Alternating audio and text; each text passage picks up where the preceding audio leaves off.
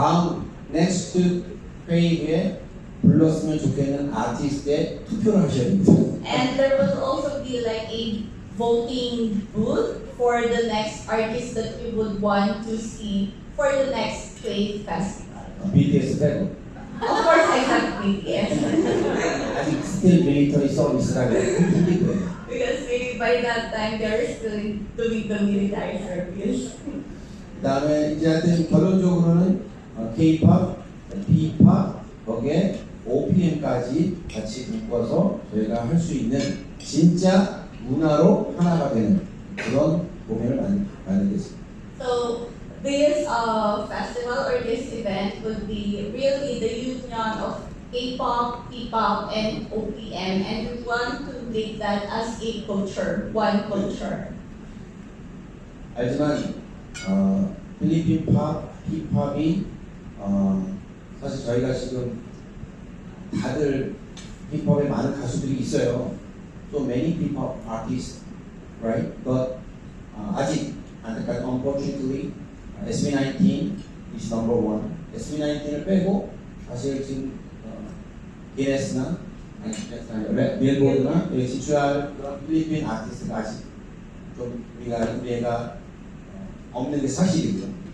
So what it means to say is that although we already have a lot of P-pop groups, aside from SB19, there's still no P-pop groups who have made it to the Billboard records. 그래서 저는 이제 대표님이 좋은 기회를 주셔서 K-팝하고 동등하게 same 레벨로 정말 필리핀에서 힙합이 얼마나 대단한지를 꼭 보여주고 싶었어요.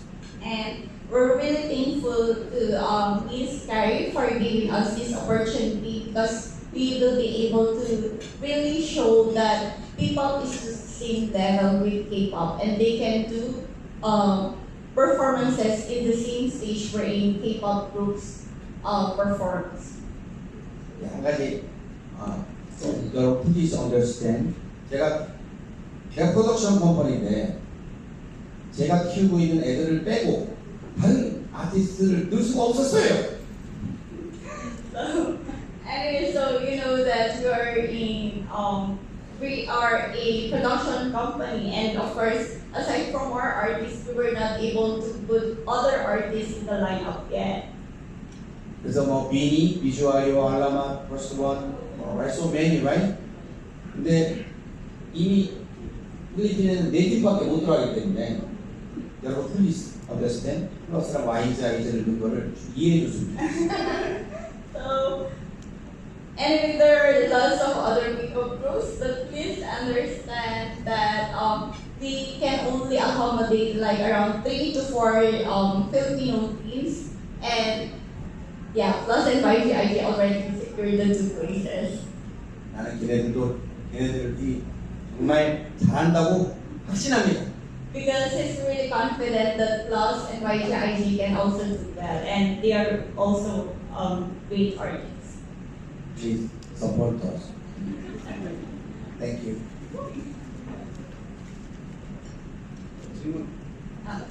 Next, so yeah, how did you came up with the lineup of the artists? I think you kind of said it at the beginning. First, what was really important was the artists who were willing to perform in this group festival. Second, it was artists who would perform more than 30 minutes, so that way it's a mini concert. And also, third, I wanted to have this mixed culture event, that content that we could create match what will be the best for Filipinos as well. But the reason that I came up with this lineup is because I was here early this year and I participated in one of the K-pop concert. And I was there, I started asking around. As you see, I speak English. So I was asking a lot of girls that I was there. And I said, who would you like to see? Who haven't you seen yet that you would like to bring as a K-pop stars? And I had a lot of young kids. They were telling me they're willing to spend this much money if they see this person, that person, or at least 30 minutes or more, so on and so forth. So I kind of gathered all their information, all the artists that they wanted, and I started going down on the list and the perfect content that our Filipino teams came up with, and the artists that we have locally, and the teams that said, okay, we decided to come up with 4 teams that's very suitable for this event. So I cannot tell you the other 2, but I promise you I cannot say they're hotter, right, than the boys, and everyone's gonna get mad at me. They're good. I can't say they're better because I might get in trouble, but you'll be surprised. Next question would be, why choose the Philippines for the Kwave Music Festival? Like I said, I have a company in US, and my vice president of the company is Filipino. I was raised having lots of Filipino friends in US. And every time I was invited to their home party, I've seen how excited you guys are with karaoke and the line dances that you guys do. So I thought Filipinos are #1 people in the world that are very joyful, having fun, love parties. So I thought Philippines is the first country that we should go. And the second reason is because you guys are #1. You love K-pop too much. You guys are on top 3 on every tier. So I thought, hey, you guys are the best. I had to come to Philippines. And also, I can also communicate with you. Instead of going to Vietnam, I can't speak Vietnamese, but you guys speak English, I speak English. And from here, we can take this to North America or South America. So I believe the Philippines is the best place to come. Next, I think most of the media people are really curious about this one, but when you invited the artists to join us for this Kwave Music Festival, what were their reactions? Just to let you guys know, I almost said the other 2 names. Whoa, I almost made a mistake. The other 2 that were supposed to announce on the 18th. One of the group never did the group festival.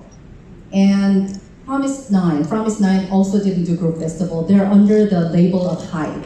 So they don't do group festival, but they decided to do this because we're also the closing ceremony of Badminton Asia competition. So, long story short, when I told them that there's an opportunity, we're gonna be doing this closing ceremony, will be a Kwave Music Festival, we'll be doing it in Philippines.